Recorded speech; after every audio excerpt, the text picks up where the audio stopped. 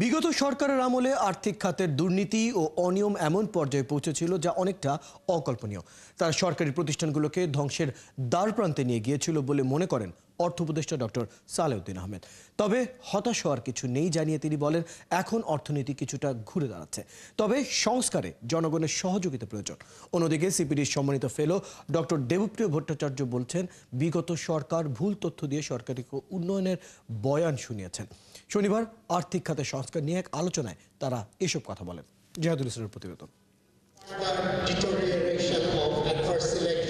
আর্থিক খাতের সংস্কার নিয়ে ব্র্যাক বিশ্ববিদ্যালয়ে আলোচনা হয় ব্যাংক, শেয়ার বাজার এবং সামগ্রিক অর্থনীতি বিষয়ে।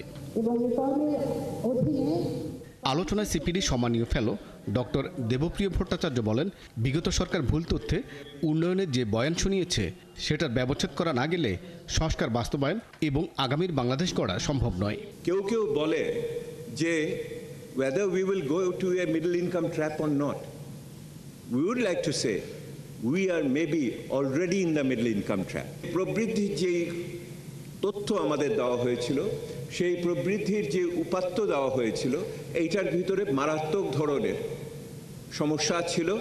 তিনি বলেন, বিগত সময়ে আমলাতন্ত্র এবং রাজনীতিবিদরা মিলে অর্থনীতির ফুসফুস ব্যাংকিং এবং জ্বালানি খাতও ধ্বংস করেছিল। বোথ দি ফাইন্যান্সিয়াল সেক্টর এবং এনার্জি সেক্টর দুটোকেই পুরো খেয়ে ফেলেছে।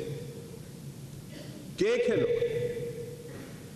এবং ভালো করে লক্ষ্য করে দেখেন, যারা ফাইন্যান্সিয়াল সেক্টর খেয়েছে তারাই কিন্তু এনার্জি সেক্টরে আছে, তারাই কিন্তু ব্যাংক লুট করেছে, তারাই কিন্তু ফাইন্যান্সিয়াল আপনার ক্যাপিটাল মার্কেট লুট করছে, তারাই কিন্তু ইলিসিট ফাইন্যান্সিয়াল ফ্লো, তারাই কিন্তু মেগা প্রজেক্টের কন্ট্রাক্টর।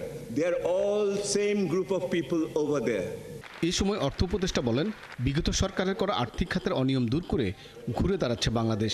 ফাইন্যান্সিয়াল সেক্টরে এত বড় একটা গভীর ক্ষত প্রকাশিত হয়েছে যেটা আপনার বাড়ি থেকে কল্পনা করতে পারবেন না। যেইভাবে দেশটা চলছিল সেটাকে ঠিক করার জন্য অনেক ছাত্ররা বলছে মেরামত করার জন্য, মেরামত করতে গেলে সময় লাগবে। তিনি আরও বলেন, উত্তরাধিকার সূত্রে পাওয়া আগের সরকারের ভুল নীতি সংস্কারের কাজ চলছে, তবে সব খাতে সংস্কার এই সরকারের পক্ষে করা হয়তো সম্ভব নয়।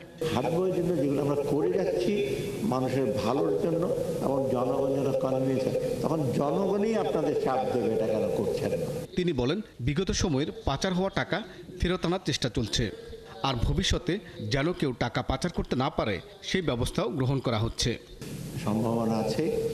জাহিদুল ইসলাম, ৭১, ঢাকা।